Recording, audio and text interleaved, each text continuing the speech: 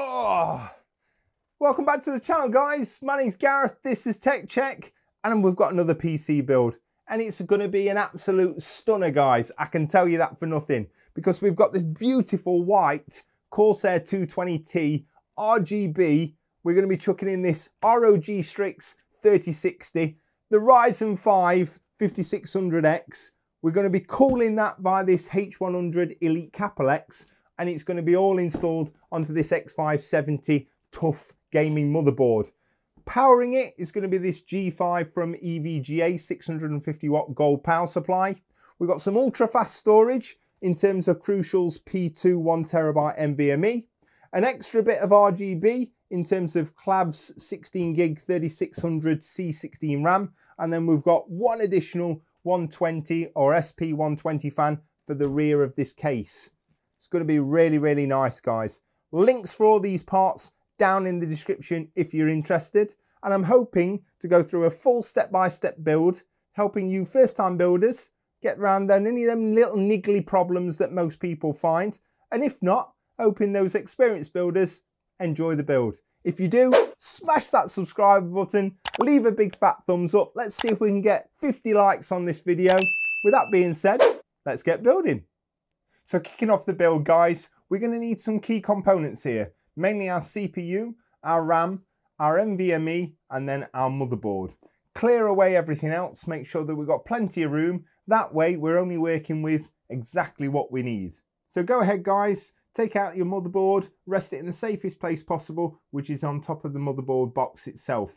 Remember to make sure that if you've not got an integrated I/O shield, you remove that from the box. And then we're also going to need the tiny M.2 screw to secure our Nvme or M.2 drive in place. So the first step in any build, guys, is the actual CPU itself. And in this case, this is the 5600X from AMD. Now, I always say just be mega careful when removing the CPU from this outer plastic packaging. It does have a tendency to fly out, and that's not what you want. So remove it from over the top of your motherboard, open the case really carefully, and then hold it by the side of the IHS. Try not to keep your fingers or touch the top of it, and just remember that the CPU pins are located on the bottom of AMD chips. We go ahead and open up our retention arm here, which opens up the socket, and then what we're trying to do is we're trying to match up the triangle on the CPU to the triangle on the socket itself. We can go ahead and lower it into position just like that, and then we can return the retention lever back down to its correct position. Next up, guys, is our storage drive from Crucial, this nice P2 1TB Nvme drive. We'll go ahead and we can remove that from the packaging, and we'll go ahead and we'll install that on the top slot up here, because this particular drive is going to house our Windows operating system, and it's going to be our main actual media drive also. There is plenty of additional storage on this secondary drive, which is located down here. So for any reason you wanted to upgrade that storage, you've got additional capacity down on this bottom drive. So when we're installing these M.2s or Nvme drives, guys, very, very straightforward. Offer it up to an angle to the socket, slightly push forward at an angle, and then we can ensure that our standoff is located in the correct position. And we can do that by just pushing the drive down slightly. And then what we need to do is we need to secure it in position utilizing the standoff screw, which is just here. Now, I would advise if you do have a magnetic screwdriver, go ahead and use that, because these screws are absolutely tiny. Next up is our RAM, guys. Really nice 16 gig kit, 2x8 kit from Clev. It's their CrassX RGB, 3600 megahertz at C16. So fantastic speeds, perfect for Ryzen as well. Now, installing this, we want to be utilizing the most right slot, then missing a slot, and then populating the next, and then missing a slot. So in, out, if you like. So very, very straightforward. Ensure that you open your DIMM slots. We've got a notch which is located more to the left, not quite center, and we want to match that knot with this notch here, which is on the actual RAM slot. So all we have to do is slot it in, firm pressure on even sides, and you should hear a nice click. We'll repeat that for not the next slot, but the one after.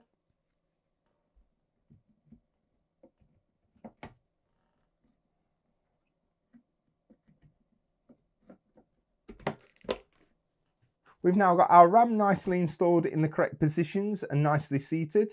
We've got our M.2 drive correctly seated and populated, and then our CPU is nicely installed. So effectively, guys, this is where we are up to, and this is exactly what we need to be doing, because this means that we've got plenty of room to work with. We can clearly see what we're installing, and effectively we're not constrained to the inside of the case either. So now that we've got everything that we can install onto the motherboard, we'll go ahead and prepare the case. So here's the case, guys, in all its glory. We've got this lovely tempered glass side panel, which is here.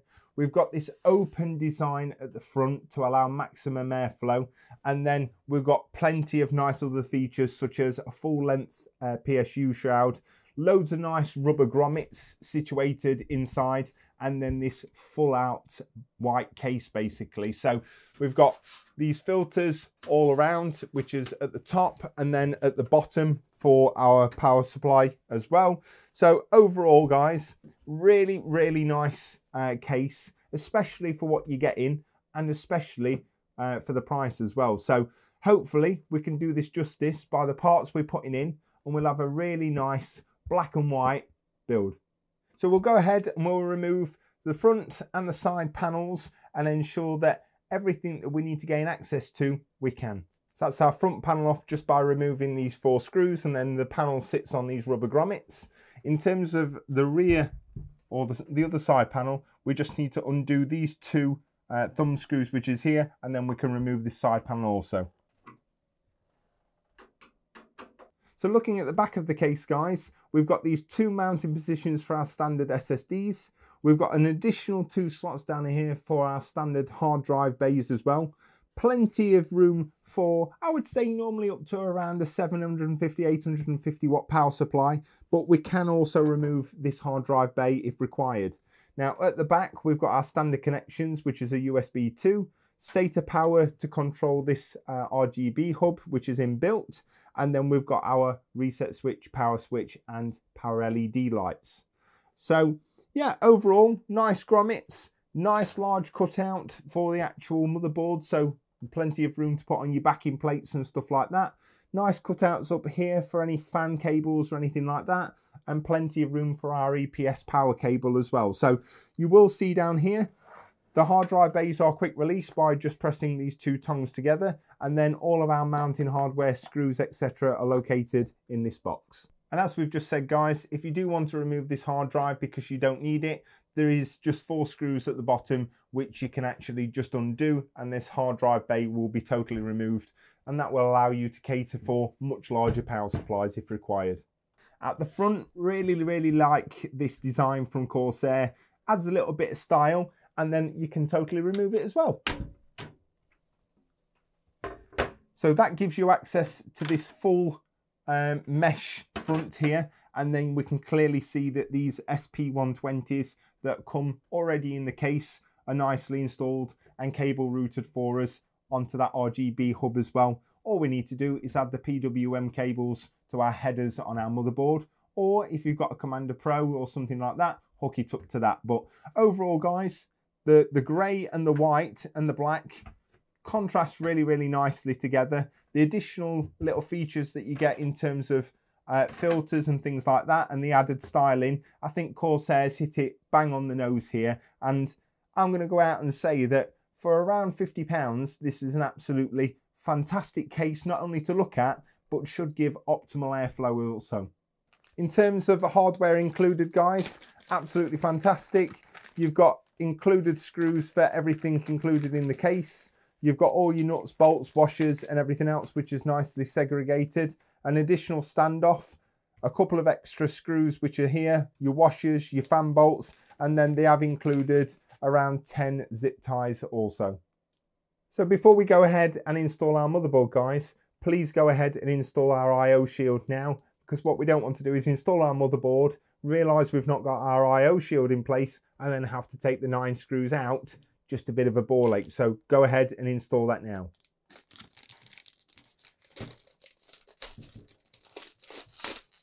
That can be done just by simply pushing it in, make sure your orientation is done correct, and then all you've got to do is make sure it's pushed all the way through, and that way you won't have any fitting issues with regards to your motherboard.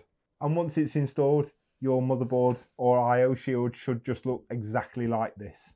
Now our IO shield is installed, guys, we can go ahead and we can lower in to the case our motherboard. Make sure that it fits really nicely into the positions of the IO shield and sits nicely onto the pre-included standoffs as well. We can then go ahead and install it with the screws included. Now it is mega important, guys, that you do use the correct screws. Now Corsair are really good when it comes down to this, because you should be using the ones with the flat head. It makes contact with the grounding holes and ensures that you should get sufficient clamping force. Number one, not to crack or cause any damage to your motherboard, but number two, make sure that it's sufficiently clamped into position as well. You should have 9 of these screws, guys, so go ahead and populate all of those. And it is also a good idea, guys, to get yourself a magnetic screwdriver, because these corner ones are a little a bit of a nightmare, because you could drop the screw and then you're going searching for it. So get yourself a magnetic screwdriver, much easier. Now we've got our motherboard installed and everything else that we previously installed onto that motherboard, it's starting to come together. So nice, lovely X570 tough gaming motherboard, and contrasts really nicely with this white case. So the next step we're going to do, guys, is we're going to go ahead and install our CPU cooler into the top of this case as an exhaust. So the cooler in question, guys, is this H100i Elite Capital X. Not only does it look amazing, but it also performs amazing. 240mm all-in-one cooler. Comes with these two lovely ML120 RGB fans already included, which will work really nicely with the additional 4 that we've got in the case. So one extra special feature about this particular cooler is that it comes with a commander core. Now that commander core allows us to connect 6 PWM connections or fan connections, and it also controls 6 RGB fan headers as well. So what we can actually do is we can remove this included RGB controller, which is just here, and we can utilize this one commander core to control the whole case's RGB. So here we have, guys, an indication of what's going to be required in order to make a successful installation for our AM4 socket or Ryzen CPU. So we've got 8 of the longer screws, we've got 8 of the shorter screws along with 8 washers. We've got 2 thumb screws and the 2 eyes, as well as the AM4 mounting hardware as well. We've got our 2 ML120 fans, our pump and radiator, and then our commander core, so we can bring it all to life and connect it through Icue. So first thing that we're going to do, guys, is just notice here that it comes pre-installed with the Intel mounting bracket already included. Now do be mindful, it does come with a cover over it. But in order to remove this, you've simply just got to pull on either side and remove the Intel hardware. What we can do then is we can go ahead and install the AM4 one. Once you've gone ahead and installed the AM4 socket, it should look something just like this here. So you've got the raised bits which are facing up to allow us to put these through from the underside and then secure it in place with a thumb screw. And go ahead and do that on both sides.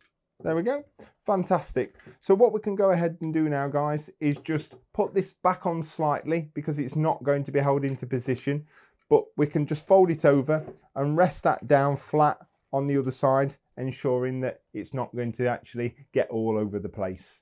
Next step, guys, are to orientate our fans in exhaust position. So we want to ensure that we are looking at the actual fan itself, and we want to make sure that the cage is against the radiator. We also want to ensure that our cables are coming off the closest side to yourself, to ensure that when this gets picked up and put into the case, that the cables are coming off the back of the radiator, so we can easily cable manage these. We can then go ahead and install the long screws, guys, through the actual fan and secure it to the radiator. Please do not use the long screws to connect the radiator to the top of the case. If you do that, there's a massive chance, in fact, it's nigh on impossible not to actually break your radiator, could cause some catastrophic problems, and therefore meaning that you'll have to actually try and RMA it or have to pay for it to be replaced. So go ahead and put the actual 8 screws through the fan, and we'll go ahead and install the fans to the radiator. We can then go ahead and tighten each one up. I like to do it on the diagonals just so the fan centers itself on the radiator, and I don't like to secure it fully in place until I've got all screws down 95% of the way. Just a quick thought, guys, before we go ahead and feed our cables through the back of the actual case, what I'm actually going to do is, because this is going to actually constrict our access to our EPS power connector, which is just up here, we're going to take out our power supply and we're going to make that CPU connection now, because I don't think we're actually going to get it in there once we put this radiator at the top of the case. So we're going to go ahead, open up the power supply, connect that now, and then it will save us some heartache because we won't have to take the radiator out once I can't get my hands in afterwards. So really nice G5 650 watt power supply here, guys. It's fully modular and it's 650 watts and it is gold rated as well, and comes with EVGA's 10-year guarantee as well. So this is the actual cable we're looking for, guys. It's the 8-pin CPU cable or EPS power cable, and we're just going to go ahead and connect this side to our 8-pin up here, and then this side will push through all the way to the back of the case, and we'll connect to the back of the power supply when we come to install it.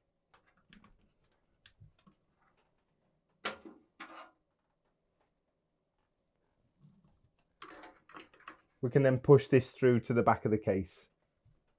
Right, now that we've done that, guys, we shouldn't have any restrictions at the top for access to actually power our CPU. So that's nicely in place. And one thing that I have noticed is these are really, really nice braided cables and covered cables, and there's quite a lot of flexibility here as well. So not too bad. So if you're looking for nice sleeved cable extensions, except for the ends, then these ones from EVGA look really nice.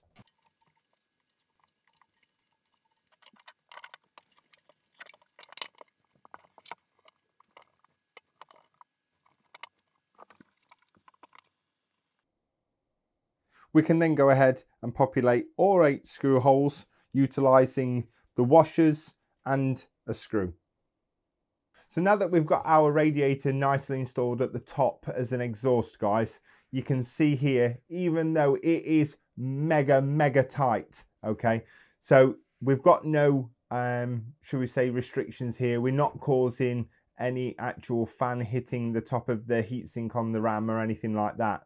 Now, the next thing to do is to connect our CPU header on our motherboard from our pump, and we also need to push through the 24 pin to the back of our case so we can go ahead and connect it to our commander core. Once we've pushed our 24 pin through to the back, guys, from our pump, and we've connected our CPU header, we can go ahead and utilize these little clips, and all they've got to do is clip around each side of the actual socket, and then we tighten them down little by little until we've reached the correct clamping force. I'm just using a screwdriver here, guys, because I can't get my big fat fingers in to actually get hold of the thumb screws. But essentially this doesn't need to be mega tight, it just needs to be finger tight. And what we do is we go from one side to the other side until you reach a point where you don't need to go any further. We can then turn our attention to disconnecting this RGB controller at the back just here, because we're going to be installing our commander core. So go ahead, remove the 3 screws, and then we can take this out completely. Now, things to note here, guys, if you don't have an H100i Elite Capital X and you don't have that commander core, then all you need to do is connect all of your RGB fans in sync, so 1, 2, 3, 4, 5, 6 to this RGB controller. And then this would connect to a USB 2 header on our motherboard, and it would be powered via SATA power. Now, what you would also have is then you would have 6 PWM connections, and you would either have to have 6 PWM headers on your motherboard, or you could utilize splitter cables, push them in and find out how many headers you've got on your motherboard, make sure that you've got enough splitters, and then utilize these fan cables into those splitters and then connect them to your motherboard. Still have PWM control in the BIOS, and you would still be able to control your RGB software through Icue, but I just find that having this Commander Core makes things a lot easier. You can control it all in the software in Icue. So we'll go ahead and we'll disconnect our RGB, and then what we will find is we can totally remove this RGB controller totally.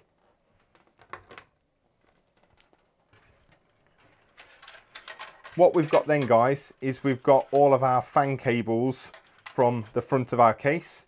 So we have our top two fans, which are here. We've then got our middle two fans, which is here.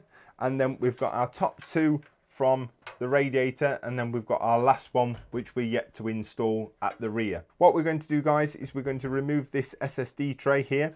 And we're going to secure this down into position just here, which will give us an optimal place to connect all of our RGB and all of our PWMs. Grab yourself some double-sided sticky tape.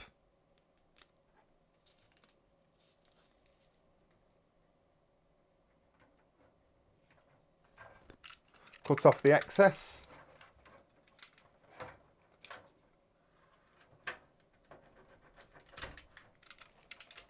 Repeat that for this side here.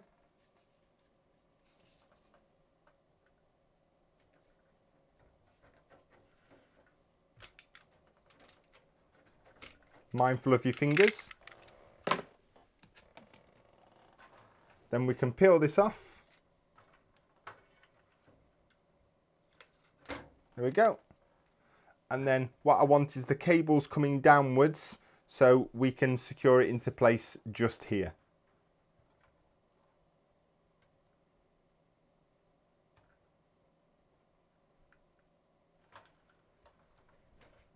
Fantastic. And then that's not going anywhere at all, which is all good. So to power this would still be SATA, and it will still have a USB 2 header to our motherboard also.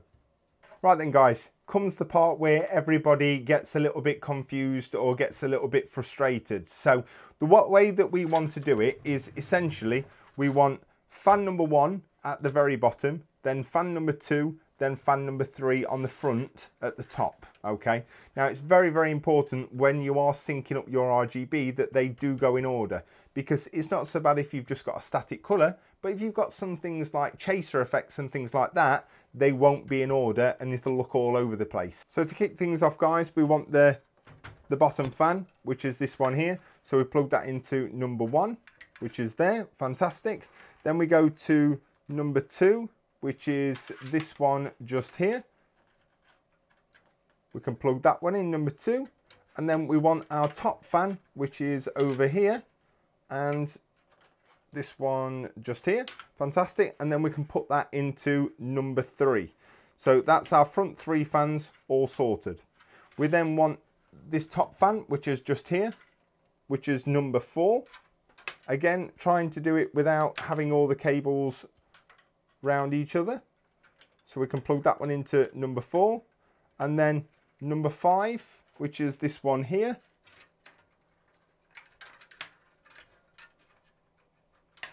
Fantastic. And then the last one that we've got is our rear exhaust fan.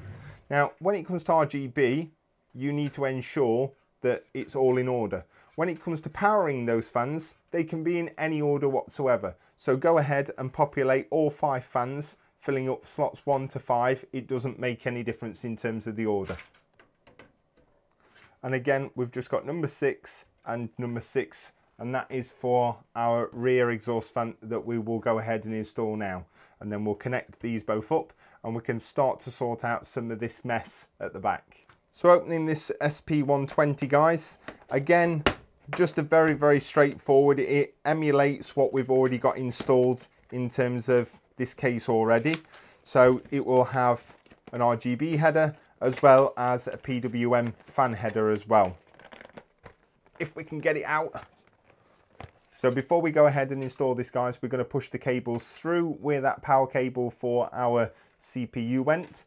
And the only thing we need to ensure, guys, is that we are orientating it as an exhaust. So the best way to figure that out is you want to see the fan. So when you put it inside the case, it's exactly like this here. Okay, so go ahead, push these cables through, and then all we're going to do is use the 4 included screws to screw from outside of the case whilst the fan's inside the case and push all 4 screws in, holding it in place. So now that we've got our rear fan nicely installed, utilising them 4 screws, what I have done, guys, also is gone ahead and done a little bit of cable management at the back of here, and I'll show you that now. Nothing too drastic or amazing, but all we've gone ahead and done is connected fan number 6 RGB and fan number 6 PWM. We've just controlled the cables. So all that we've got left now is our front I/O, and then we have our EPS power connector cable that we need to connect to our power supply. We also have our SATA power connection from our commander core, which is just here. And then we have our USB 2 connection that we need to make on our front header on our motherboard. As we did before then, guys, we've already opened our power supply because we needed to connect the 8-pin EPS power cable. So go ahead and open up that. And we're going to need a number of cables as well as the power supply unit itself. So we're going to need our 24-pin cable. We're going to need, not yet, but our power cable for our power supply. We're going to need one of these SATA power cables. And we're also going to need a VGA or PCIe power cable for our graphics card. Now, included in here, we've also got our 4 screws to secure it to the case. And then we've got our power supply unit itself. The rest of the cables, guys, aren't going to be required, so you can put those to one side. So let's go ahead and connect our cables to our unit. So essentially, guys, we have our SATA power, and that can go into SATA 1. We have our VGA or PCIe power cable for our graphics card. Now, you will notice it says VGA on the sides of the cables just here. Now, what we're wanting to do is shove this side into VGA 1, and then we've got our 24-pin. You will note here, guys, that you've got one side which is half of one and half of the other, and then the other side is just our 24-pin. It does say motherboard on this, so this is the side that goes into the motherboard. Very self-explanatory because you've got 2 connections that's required here to power this end. And then the last connection is our EPS power cable for our CPU, which needs to go into here. That's it. Essentially, next thing to remember is if you have got a filter at the bottom of your case, then make sure when installing your fan is orientated down. And all we're going to do is we're going to push the power supply through the side of the case and secure it utilizing the 4 included screws. And we're going to be installing them from outside inwards. Now you will notice, guys, we're kind of struggling here. Now the reason for that is because even though this is only a 650 watt power supply, there isn't a huge amount of room here due to this hard drive bay which is located here. So what we're going to do is we're just going to disconnect this power supply EPS power cable. We're going to move this to one side, and then I'm going to utilize the removal of this actual drive bay, and that way, because we've got no 3.5-inch drives, we can totally remove this, therefore eliminating the amount of space that we've got to install this power supply. Very easily done. There's one screw here, and then on the rear of the case we have 4 more screws just located here, here, here and here. Undo these and the other one, and then the whole drive bay will basically pull out. And then we can just remove the drive bay. If we move these cables to one side, we can get our power supply now. We can reattach our EPS power cable to here. And then what we will be able to do is just push this straight through without any obstructions. There we go. So now that's nicely installed. We've got our hard drive bay, which we can keep hold of.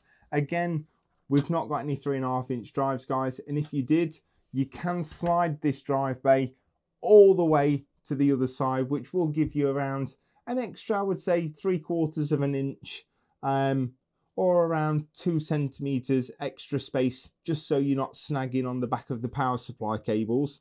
If you want to put this back in and you've got sufficient room, then obviously you can do that. Let's just have a quick look to see if we can reinstall this drive bay, keeping these cables at this side and therefore eliminating having to remove it. Yeah, loads of space. So yeah, you've got this amount of room from this screw here all the way to this screw here if you didn't have a bottom fan. Now, obviously from our perspective, you can see that we've got ample room down here to be able to not have any snagging on these cables or anything. So what we'll actually do, guys, is we'll put the drive bay back in place. Means we're not going to lose it. So starting on the cables at the rear then, guys, the AIO pump has its 24 pin pushed into the top of this commander core here. From the bottom of the commander core, the USB 2 cable needs to be fed through to the front of the case, and then we're going to power it via SATA power.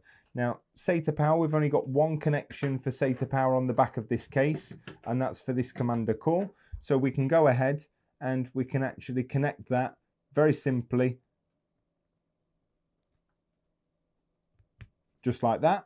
And then dead easy, these cables can be pushed directly into the back of the case, out of the way. Our USB 3 can be pushed through to the front of the case also. Our front panel power switch, reset switch and things like that can be pushed through to the front of the case. Our HD audio needs to be pushed through to the front of the case.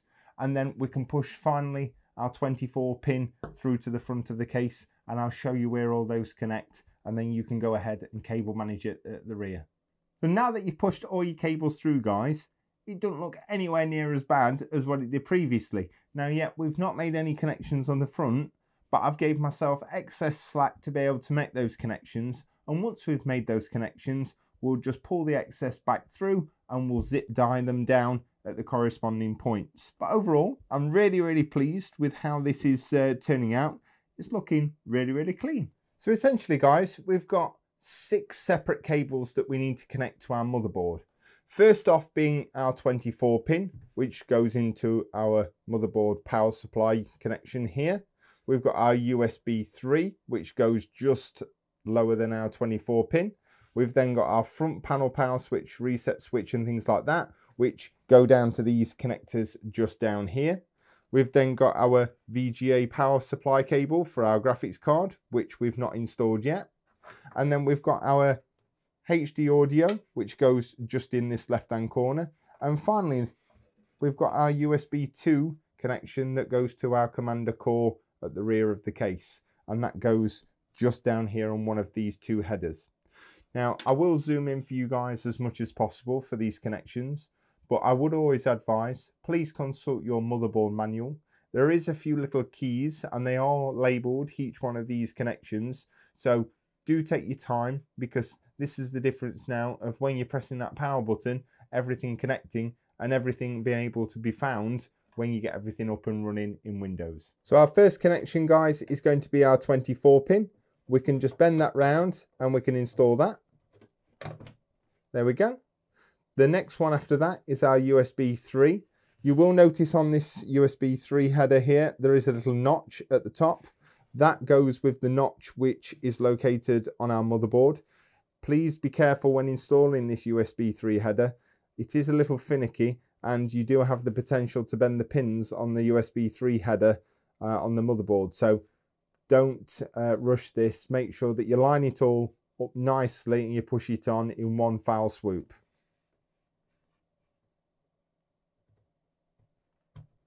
There we go. We can leave our VGA power cable for our graphics card till last.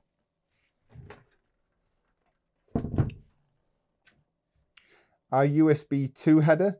At the bottom here, you'll see that there is 5 on the top, well, 5 pins on the top, and then there's 4 pins on the bottom. So there's a blank in this corner here. We've got 2 USB 2 headers here, and you will see that the blank is in the bottom left-hand corner. So if we orientate that to echo that, we should be able just to push that directly on. Like so. And again, we can push the excess through to the rear of the case when we stand it up. We've then got our HD audio cable, and very much like our USB 2 cable, there's 5 pins on the top row, and 4 pins on the bottom with a blank with this one just here. We need to match the orientation of this to our HD audio connection, which is just located down here.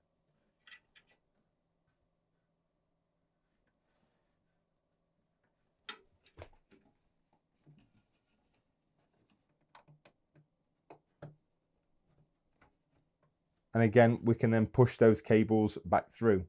Now, the most awkward part in any build, guys, is these little connections here, which is the power LED positive and minus, the reset switch and the power switch.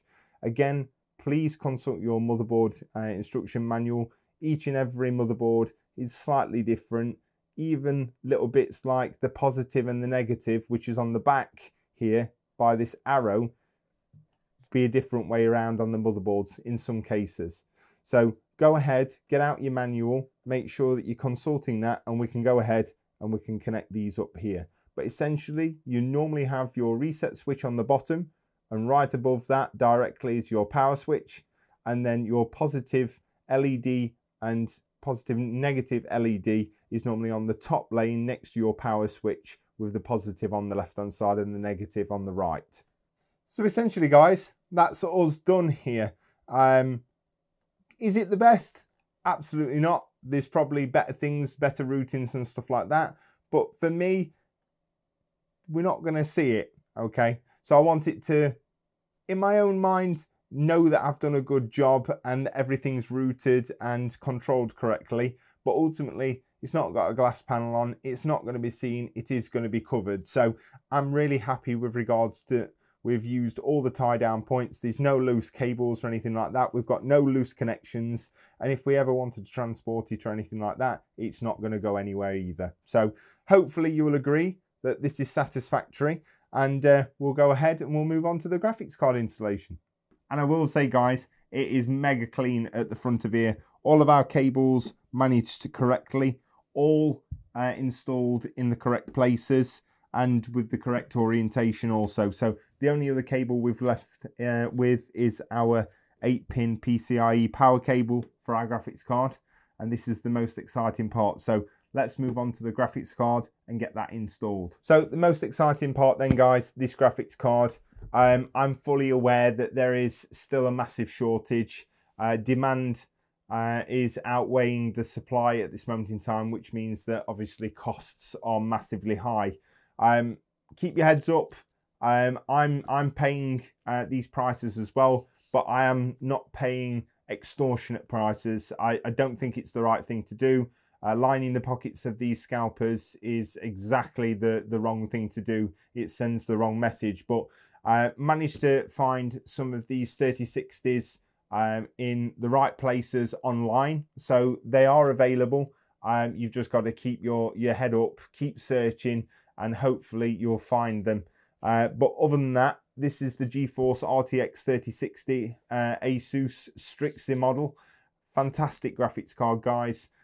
If you can get it at the right price. I wouldn't be paying the £600–700 that scalpers or eBay prices, but we managed to pick this up for a really good price and we'll go ahead and install it. Before we do that though, guys, we need to ensure that we remove our PCIe slot covers at the bottom here.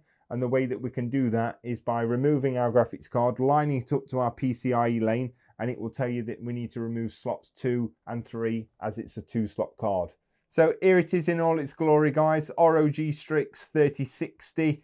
Absolutely beautiful design on this particular 3060 as well. It's the one that's most sought after.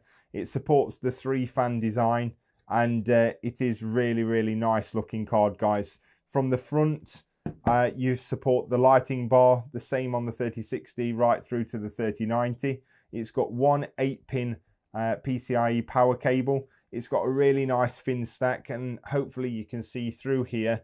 You've also got some nice heat pipes which transfers the cool air from the fans to the CPU die and out of this back plate at the back. So again, really nice open cut design here for the back plate and a stylish design on the back, exposing all of the connections on the here.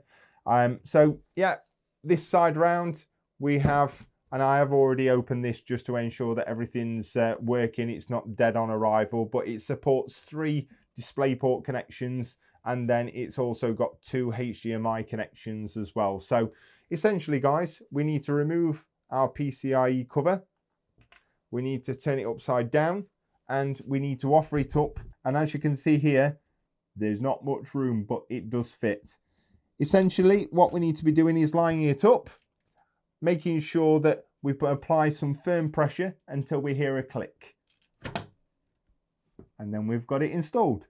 We can go ahead and connect the 8-pin connection, and then we can go ahead and secure it in place utilizing the 2 screws that we removed with the slot covers previously. So we're now at that point, guys, where we can go ahead and remove the all-in-one cover, plastic film. That gets rid of that. So as you can see, guys, it's all come together really, really well. The black and the white hardware choices means that this looks absolutely stunning. It fills in all the blank holes and the gaps and things like that. And this card, even though it's tight, it's still got sufficient room. It's got about a 1 centimeter gap between the fans and where the graphics card actually starts. The all-in-one, even though that was tight, it fit just snugly and perfectly.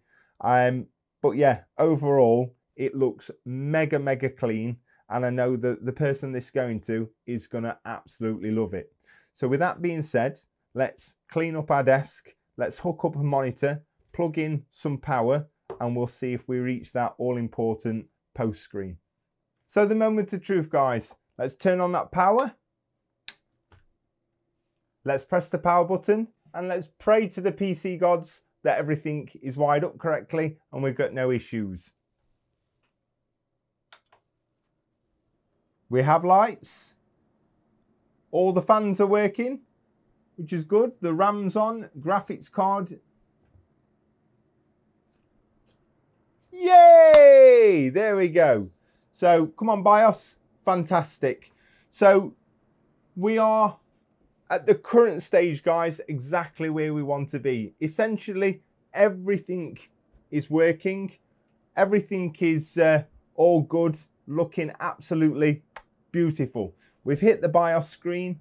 We're seeing that the motherboard temperature is 23 degrees, X570 Wi-Fi edition, BIOS 4022, and our Ryzen 5 5600X. Now, the next steps from here, guys, are to load on Windows on our operating system onto that M.2 drive.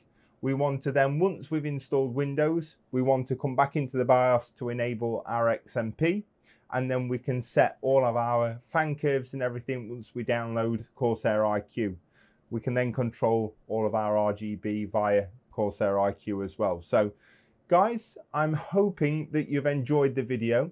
I'm hoping that you've seen some value and what this small form factor mid-tower case can actually offer, because there's some serious nice hardware in this PC. And for people that are looking for a really, I hate to say budget build, because it's not a budget build due to obviously the graphics card prices, but everything else is readily available online. It's just a graphics card, but essentially 1080p, really high FPS, 1440p, around 100 FPS. And this is going to be an absolutely brilliant present for someone at Christmas. So if you have enjoyed the video, guys, smash that subscriber button, leave a big fat thumbs up, and I'm going to go and load Windows on. Have a great weekend, take care, and I'll see you in the next one.